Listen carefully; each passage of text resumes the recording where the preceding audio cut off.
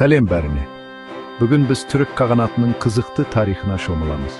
Егер сіз тарихты сүйетін болсаңыз, немесе Орталық Азия өркениетінің тамырларын білгіңіз келсе, онда сіз үшін тамаша сәт басталды. Ендеше, бастайық.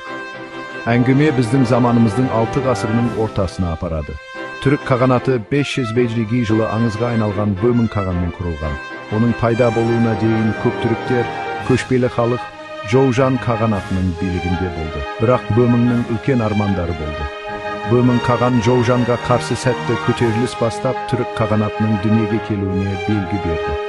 Бұл аймақтағы ірі өзгеріс болды. Көк түріктер енді қарапайым көшпелілер ғана емес, қуатты күшке айналды. Географиялық жағынан, қағанат батыста Арал теңізінен шығыста Қытай шекарасына дейін созылып жатты. Оның кеңдігін елестетіп көріңіз.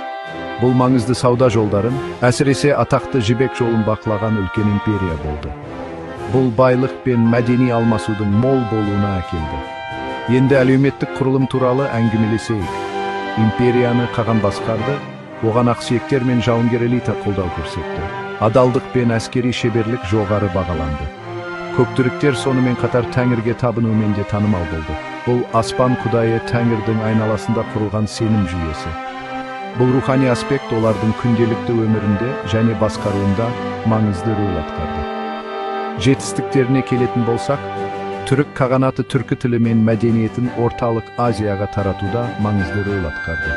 Олар өздерінен кейін Орхон жазулары сияқты түркі жазбасының ең алғашқы үлгілерін қалдырды. Бұл жазулар бізге олардың тарихы, сенімдері және өмір салты туралы бағалы ақпарат береді.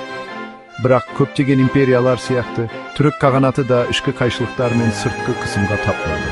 7 ғасырдың аяғында империя шығыс және батыс қағанаттарына бөлінді.